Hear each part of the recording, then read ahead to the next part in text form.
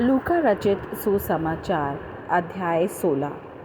फिर उसने चेलों से भी कहा, किसी धनवान का एक भंडारी था और लोगों ने उसके समाने उस पर यह दोष लगाया कि यह तेरी सब संपत्ति उड़ाए देता है।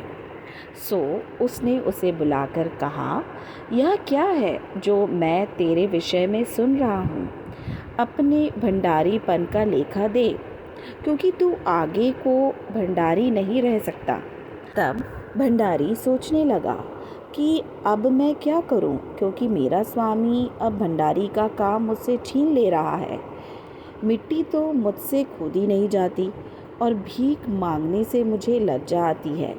मैं समझ गया कि क्या करूंगा, ताकि जब मैं भंडारी के काम से छुड़ाया जाऊं तो लोग मुझे अपने घरों में ले लें।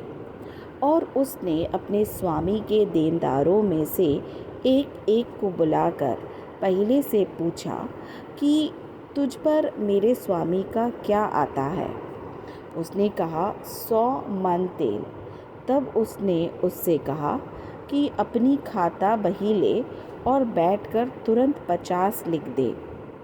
फिर दूसरे से पूछा, तुझ पर क्या आता है? उसने कहा, 100 मन गेहूँ। तब उसने उससे कहा, अपनी खाता बही लेकर 80 लिख दे। स्वामी ने उस अधर्मी भंडारी को सराहा कि उसने चतुराई से काम किया है, क्योंकि इस संसार के लोग अपने समय के लोगों के साथ रीति व्यवहारों में ज्योति के लोगों से अधिक चतुर है। और मैं तुमसे कहता हूँ कि अधर्म के धन से अपने लिए मित्र बना लो, ताकि जब वह जाता रहे तो वे तुम्हें अनंत निवासों में ले लें। जो थोड़े से थोड़े में सच्चा है वह बहुत में भी सच्चा है, और जो थोड़े से थोड़े में अधर्मी है वह बहुत में भी अधर्मी है। इसलिए जब तुम अधर्म के धन में सच्चे न ठहरे तो सच्चा तुम्हें कौन सौंपेगा? और यदि तुम पराए धन में सच्चे न ठहरे तो जो तुम्हारा है उसे तुम्हें कौन देगा? कोई दास दो स्वामियों की सेवा नहीं कर सकता, क्योंकि वह तो एक से बैर और दूसरे से प्रेम रखेगा, या एक से मिल रहेगा और दूसरे को तुच्छ जानेगा। तुम परमेश्वर और धन दोनों की सेवा नहीं कर सकते। फरीसी जो लोभी थे, ये सब बातें सुनकर उसे ठट्ठों में उड़ाने लगे। उसने उनसे कहा, तुम तो मनुष्यों के समाने अपने आप को धर्मी ठहराते हो, परंतु परमेश्वर तुम्हारे मन को जानता है, क्योंकि जो वस्तु मनुष्यों की दृष्टि में महान है वह परमेश्वर के निकट घृणित है। व्यवस्था और भविष्यद्वक्ता यूहन्ना तक रहे। उस समय से परमेश्वर के राज्य का सुसमाचार सुनाया जा रहा है, और हर कोई उसमें प्रबलता से प्रवेश करता है। आकाश और पृथ्वी का टल जाना व्यवस्था के एक बिंदु के मिट जाने से सहज है।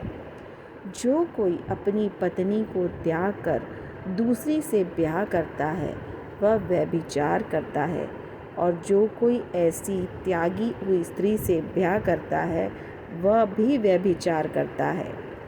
एक धनवान मनुष्य था जो बैंजनी कपड़े और मलमल पहनता और प्रतिदिन सुख विलास और धूमधाम के साथ रहता था। और लजार नाम का एक कंगाल घावों से भरा हुआ उसकी डेवड़ी पर छोड़ दिया जाता था।